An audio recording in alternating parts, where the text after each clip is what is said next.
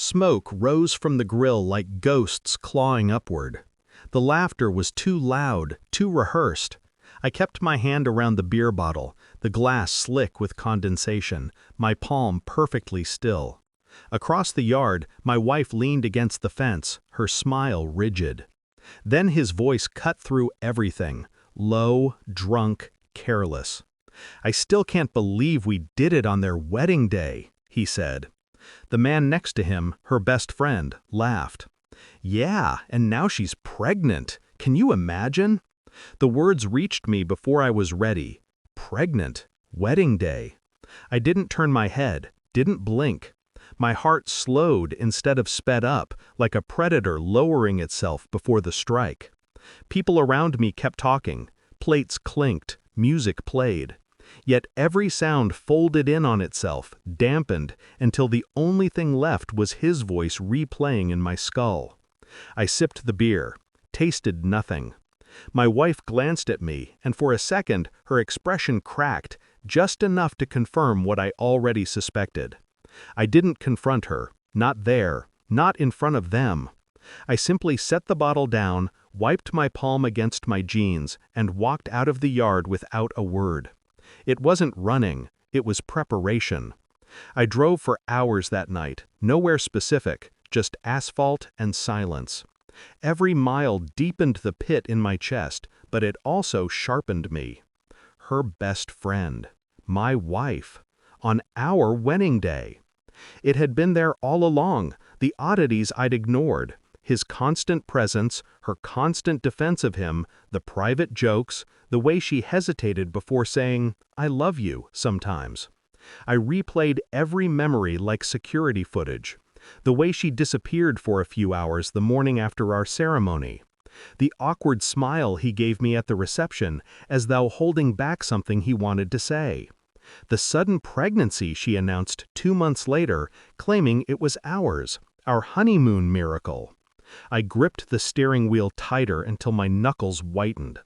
The betrayal wasn't just physical, it was systemic. Years of deception layered carefully over my trust. When I returned home before dawn, she was asleep. I watched her chest rise and fall. Her hand rested protectively over her stomach.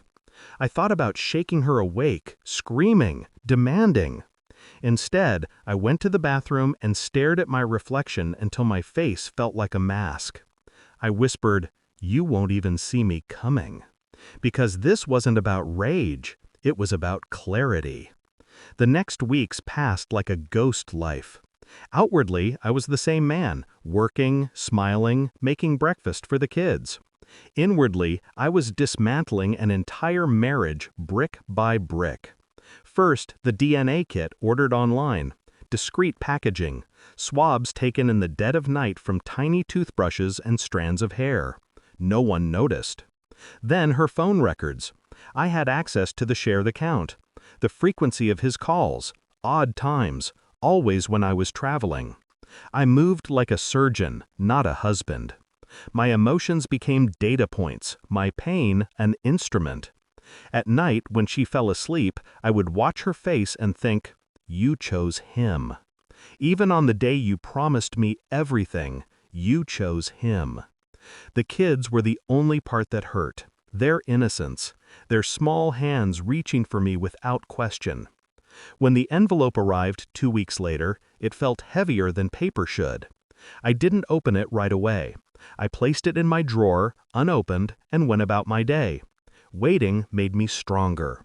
The next morning, before sunrise, I slit the envelope open with a knife from the kitchen. 3 results. 3 answers. 2 were mine. 1 was not. My pulse didn't even flicker.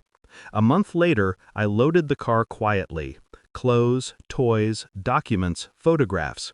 The kids slept in the back seat, unaware, their breaths soft and even. I drove to his house, the friend, her friend. He answered the door with a confused smile.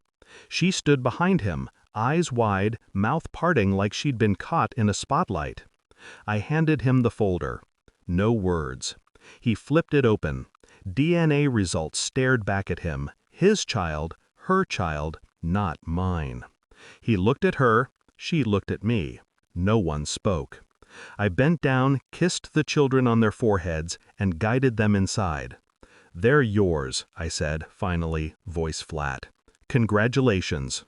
She tried to speak. "Wait!" I raised a hand. Silence fell like ash. I turned and walked back to the car. I didn't shout, I didn't plead. I left everything, the house, the furniture, the marriage, stacked neatly behind me like evidence at a crime scene. They had no warning, no time to prepare for the mirror I held up to them.